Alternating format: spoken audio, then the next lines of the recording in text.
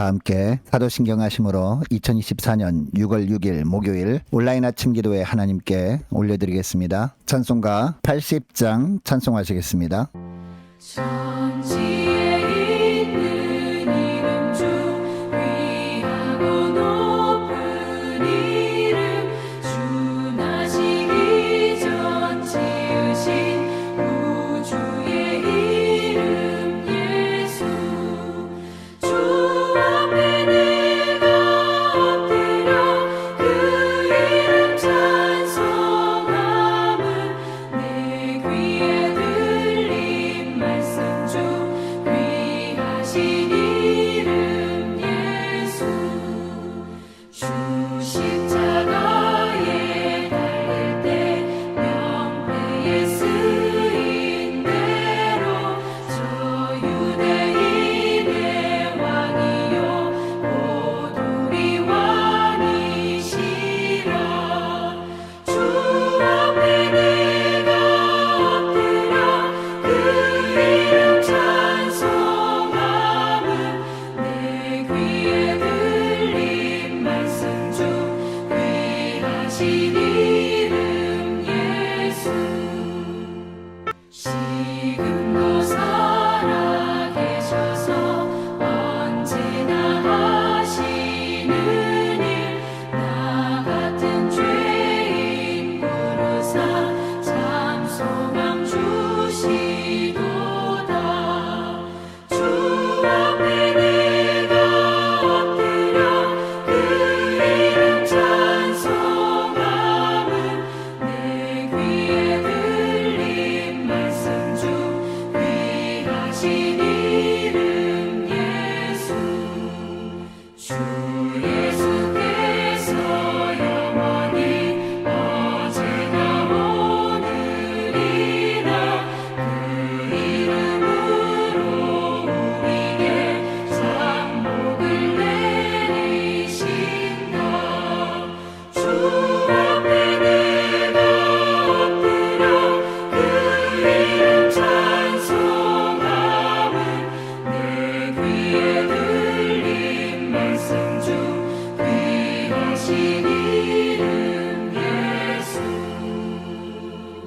하나님 아버지 감사합니다. 오늘도 또 새로운 목요일 하루를 허락하시고 오늘 하루도 주님께서 말씀을 통해서 하늘의 은혜로 충만하게 채우시고 주님께서 인도하시는 승리의 길로 나아가게 하시려고 이 아침부터 불러주심을 감사드립니다. 주님 부르심에 순종함으로 나와 주님께로 이 시간에 저들을 위해서 예배해 놓으신 영의 양식을 받길 원합니다. 하나님 오늘도 말씀을 받을 때 주님께서 잘 깨닫게 하시고 또 주님께서 말씀을 통해서 어떤 길로 저희들을 이끄시는지 바르게 알고 순종함으로 말미암아 오늘도 주님과만 동행하며 주님께서 예비하신 승리의 축복을 누리며 사는 복된 하루가 되게 하여 주옵소서. 감사드리오며 우리 주 예수 그리스도의 이름으로 기도드리옵나이다. 아멘. 자, 이 시간에 하나님의 주시는 말씀은 사도행전 16장 16절부터 40절까지 말씀 보겠습니다. 자, 화면을 보시면서 사도행전 16장 16절부터 우리 함께 합독하시겠습니다. 우리가 기도하는 곳에 가다가 점치는 귀신 들린 여종 하나를 만나니 점으로 그 주인들에게 큰 이익을 주는 자라. 그가 바울과 우리를 따라와 소리질러 이르되 이 사람들은 지극히 높은 하나님의 종으로서 구원의 길을 너희에게 전하는 자라 하며 이같이 여러 날을 하는지라. 바울이 심히 괴로워하여 돌이켜 그 귀신에게 이르되 예수 그리스도의 이름으로 내가 내게 명하노니 그에게서 나오라 하니 귀신이 즉시 나오니라. 여종의 주인들은 자기 수익의 소망이 끊어진 것을 보고 바울과 실라를 붙잡아 장터로 관리들에게 끌어갔다가 상관들 앞에 데리고 가서 말하되 이 사람들이 유대인인데 우리 성을 심히 요란하게 하여 로마 사람인 우리가 받지도 못하고 행하지도 못할 풍속을 전한다 하거늘 무리가 일제히 일어나 고발하니 상관들이 옷을 찢어벗기고 매로 치라 하여 많이 친 후에 옥에 가두고 간수에게 명하여 든든히 지키라 하니 그가 이러한 명령을 받아 그들을 깊은 옥에 가두고 그 발을 착고에 든든히 태웠더니 한밤중에 바울과 실라가 기도하고 하나님을 찬송하며 죄수들이 듣더라. 이에 갑자기 큰 지진이 나서 옥토가 움직이고 문이 곧 다 열리며 모든 사람의 메인 것이 다 벗어진지라. 간수가 자다가 깨어 옥문들이 열린 것을 보고 죄수들이 도망한 줄 생각하고 칼을 빼어 자결하려 하거늘 바울이 크게 소리질러 이르되 내 몸을 상하지 말라 우리가 다 여기 있노라 하니 간수가 등불을 달라고 하며 뛰어들어가 무서워 떨며 바울과 신라 앞에 엎드리고 그들을 데리고 나가 이르되 선생들이여 내가 어떻게 하여야 구원을 받으리까 하거늘 이르되 주 예수를 믿으라 그리하면 너와 내 집에 구원을 받으리라 하고 주의 말씀을 그 사람과 그 집에 있는 모든 사람에게 전하더라. 그 밤 그 시각에 간수가 그들을 데려다가 그 맞은 다리를 씻어주고 자기와 그 온 가족이 다 세례를 받은 후 그들을 데리고 자기 집에 올라가서 음식을 차려주고 그와 온 집안이 하나님을 믿음으로 크게 기뻐하니라. 날이 새매 상관들이 부하를 보내어 이 사람들을 놓으라 하니 간수가 그 말대로 바울에게 말하되 상관들이 이 사람을 보내어 너희를 놓으라 하였으니 이제는 나가서 평안히 가라 하거늘 바울이 이르되 로마 사람인 우리를 죄도 정하지 아니하고 공중 앞에서 때리고 옥에 가두었다가 이제는 가만히 내보내고자 하느냐 아니라 그들이 친히 와서 우리를 데리고 나가야 하리라 한데 부하들이 이 말을 상관들에게 보고하니 그들이 로마 사람이라 하는 말을 듣고 두려워하여 와서 권하여 데리고 나가 그 성에서 떠나기를 청하니 두 사람이 옥에서 나와 루디아의 집에 들어가서 형제들을 만나 보고 위로하고 가니라. 아멘. 여러분, 이 땅에 사는 많은 그리스도인들이 성령의 역사에 대해서 오해하는 부분이 있습니다. 성령이 역사하시면 복음에 대한 어떤 방해도 없이 복음이 순적하게 전해진다라고 생각한다는 겁니다. 그러나 실상은 성령 충만한 가운데 세상에 나가 복음을 전할 때 늘 방해가 있습니다. 중요한 것은 복음을 전하는데 사단이 회방을 놓을 때 성령 충만한 사람은 결코 낙심하지 않는다는 겁니다. 자, 오늘 본문에 보니까 바울 일행이 빌립보 지역에서 선교 사역을 시작합니다. 자, 16절에 보면 바울 일행이 기도하는 곳으로 가다가 누구를 만납니까? 점치는 귀신 들린 여종 하나를 만납니다. 그런데 이 여종 안에 들어있던 귀신이 바울 일행을 즉시 알아봅니다.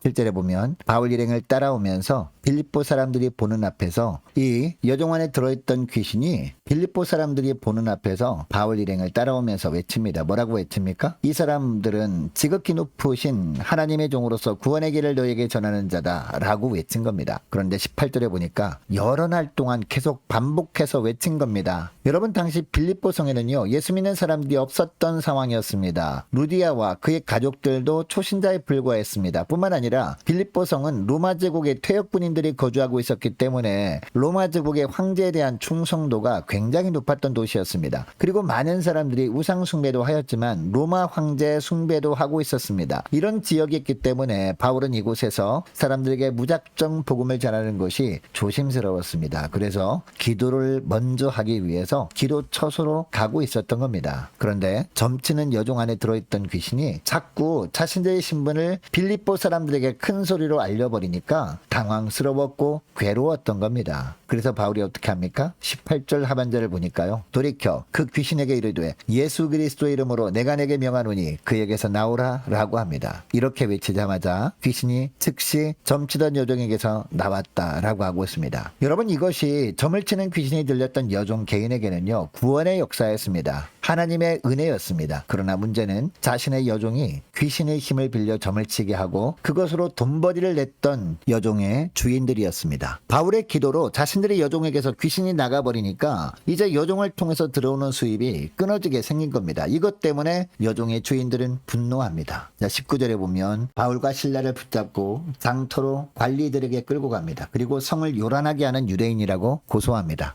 뿐만 아니라 21절을 보면 자신들을 로마 사람들이라고 하면서 로마 사람들이 결코 받아들일 수 없는 풍속을 전하는 사람들이다 라고 합니다. 여러분, 이 이야기를 들은 빌립보 사람들이 어떻게 합니까? 22절 23절에 보니까 무리가 일제히 일어나 고발하니 상관들이 옷을 찢어 벗기고 매로 치라 하여 많이 친 후에 옥에 가두고 간수에게 명하여 든든히 지키라 하니라고 합니다. 바울 일행의 활동이 자신들에게 피해를 주지 않을 때는 그들은 가만히 있었습니다. 그러나 바울의 선교 활동으로 말미암아 자기들에게 직접적인 피해가 오니까 그들은 소동을 한 겁니다. 심지어 바울과 실라를 말도 안 되는 죄명까지 뒤집어 씌워서 투옥되게까지 합니다. 여러분, 우리가 복음을 전하지 않고 가만히 있으면요, 사람들은 우리를 힘들게 하지 않습니다. 핍박도 하지 않습니다. 자기들이 손해본 것이 없기 때문이죠. 그러나 그들에게 복음을 전함으로 자신들이 조금이라도 피해를 보게 되면 세상 사람들은 가만히 있지 않습니다. 여지없이 핍박합니다. 끊임없이 공격해서 복음을 전하지 못하도록 해버립니다. 복음은 빛이고 세상은 어둠이기 때문이죠. 그러나 여러분, 우리가 복음을 전하는 삶을 살다가 이런 시련을 만났다고 낙심할 것이 없습니다. 왜냐하면 사단은 우리는 막을 수 있어도 복음은 막을 수 없고, 또한 우리 안에 내주하시는 성령의 역사는 막을 수 없기 때문입니다.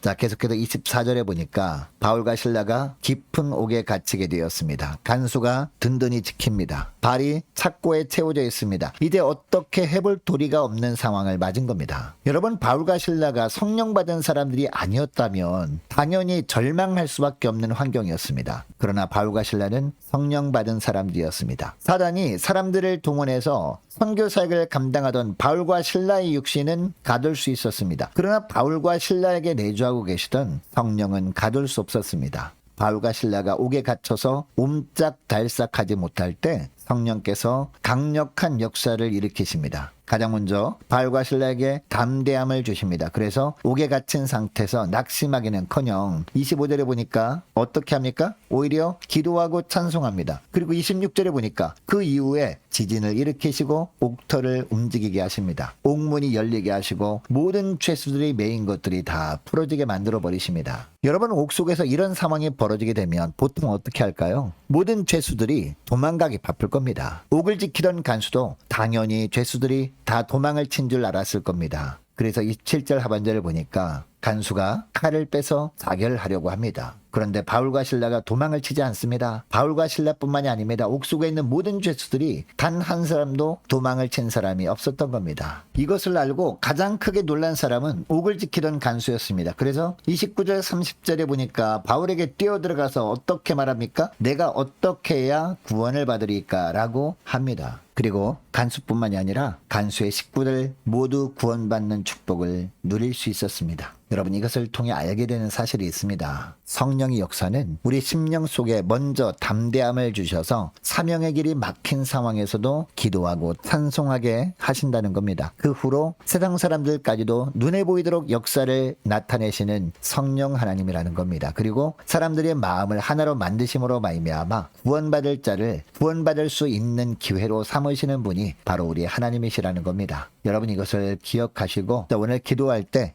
이렇게 기도했으면 좋겠습니다. 하나님, 늘 성령 충만하게 하셔서 사명을 감당하는 길이 막혔을 때도 성령께서 담대함을 주셔서 고난의 상황 속에서도 기도하고 찬송할 수 있게 하옵소서 간절히 기도하길 원합니다. 또한 가시적인 성령의 역사가 나타날 뿐만 아니라 사람들이 마음을 하나 되게 하셔서 구원받을 자가 구원받는 것을 보게 하옵소서 간절히 기도하는 이 새벽 될 수 있기를 원합니다. 계속해서 기도하기를 원하는 것은 오늘 목요 전도단을 위해서 함께 기도하기를 원합니다. 기도로 깨어있는 성도를 되게 해달라고 함께 기도하기를 원합니다. 모든 구역 식구들과 모든 자녀들, 저와 여러분이 기도로 깨어있을 때 주님께서 바른 영적 분별력을 허락하여 주셔서 여드러운 세상 속에서 구별된 삶을 살아가도록 도와달라고 함께 기도하기를 원합니다. 유초동부 중고등부 청년부를 위해서 우리 함께 기도하기를 원합니다. 유초동부 청년부 여름 성경학교와 여름 수련회를 위해서 함께 기도하기를 원합니다. 남녀 전도회 여름 수련회를 위해서 그리고 각 구역의 구역장님들과 권찰님들을 위해서 함께 기도하기를 원합니다. 6월 15일에 있을 중경인회 주일학교 교사 컨퍼런스를 위해서 함께 기도하기를 원하고 또 많은 환우들을 위해서 기도해 주시기 바랍니다. 군 복무 중인 유호성 형제를 위해서 취업을 앞둔 청년들을 위해서 성사님들 가정들과 나라와 민족과 우리 교회 앞날을 위해서 또 저와 여러분이 가지고 나온 기도 제목을 놓고 우리 함께 기도하기를 원합니다. 기도하겠습니다.